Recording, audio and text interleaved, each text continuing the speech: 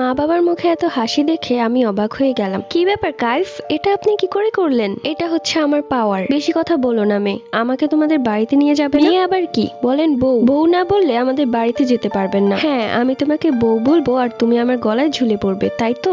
অত সোজা না। ঠিক আছে, আজকে না বলুন, একদিন না একদিন তো আমি আপনার বউ হবই। যাই হোক, আমাদের ঘরে আসো। বাবা, এটা তোমার রুম? এত নোংরা। আরে আজকে আমি বাসায় ছিলাম না তো, হয়তো মার আগের মাথায় সবকিছু উলটপালট করে রেখেছে। এমনিতে কিন্তু আমি অনেক গোছালো।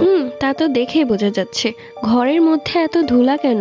আসলে আমি একটু অসুস্থ ছিলাম তো, তাই আর কি পরিষ্কার করা হয়নি, কিন্তু আমি করে ফেলবো, সমস্যা নেই। না না, আমার এখানে দম বন্ধ হয়ে আসছে, আমি থাকতে পারবো না। তুমি এক কাজ করো, তুমি একটু বাইরে গিয়ে দাঁড়াও। কি বলেন? আমার রুম আর আমি বাইরে বের হয়ে যাবো? আরে যেই দেখো না, আমি বললে চলে এসো। ঠিক আছে, আমি যাচ্ছি। কিছুক্ষণ পর কাইফ জিন বলল, হয়েছে, এবার ভেতরে আসো। ওরে বাবা, এটা কার রুম? আমার রুম তো দেখে মনে হচ্ছে না। এত পরিষ্কার, আর রুমের ভেতর নতুন নতুন এত কিছু। বিছানার চাদর আর পর্দাটা তো খুব সুন্দর, একদম মানিয়েছে। ওই রুম থেকে মা আমার রুমে এসে বলল, ওরে বাবা, ঘরের মধ্যে এত জিনিস কোত্থেকে আসলো? ঘরটা এত পরিষ্কার হলো কিভাবে? তুই করেছিস দেখে তো মনে হচ্ছে না, কারণ তুই তো এক নম্বরের কামচোর। আরে মা, আমি করতে যাব কেন? এগুলো সব করেছে তোমার মেয়ের জামাই। কি বললি? আরে মজা করছি, এই কাজগুলো আমি ছাড়া আর কি করবে? তুমি কি আর কাউকে দেখতে পাচ্ছ? না তো, তোকেই তো দেখতে পাচ্ছি শুধু। ঠিক আছে, তাহলে তুমি তোমার রুমে যাও। কি করে করলেন আপনি এত কিছু? আমার তো দেখেই অবাক লাগছে।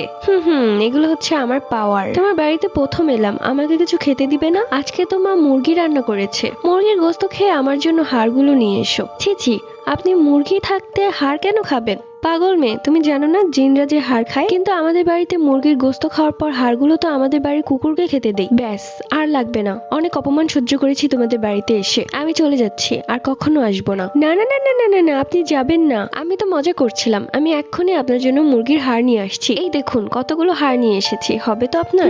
দেখি খেয়ে কেমন হয়েছে।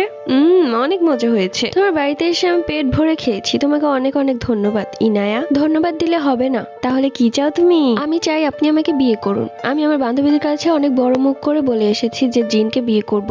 তোমার মাথায় সমস্যা আছে সেটা আমি আগে থেকেই জানি, তাই আমি আর কিছু বলতে চাচ্ছি না। এমন কথা বারবার কেন বলেন? আপনি কি আমাকে পছন্দ করেন না নাকি? না, করি না। তোমাকে তো আমি একটা পাগল মেয়ে ভাবি। ঠিক আছে, আপনার আমাকে পছন্দ করতে হবে না। আমি কালকের মধ্যে কারোর সাথে প্রেম করব, তখন আপনি দেখবেন কেমন লাগে। এবার তাহলে তোমার মাথায় একটু বুদ্ধিশুদ্ধি হয়েছে। তুমি মানুষের সাথেই প্রেম করো, জিনের সাথে প্রেম করতে এসো না, বুঝেছো? কি ব্যাপার, কি ভাবছো?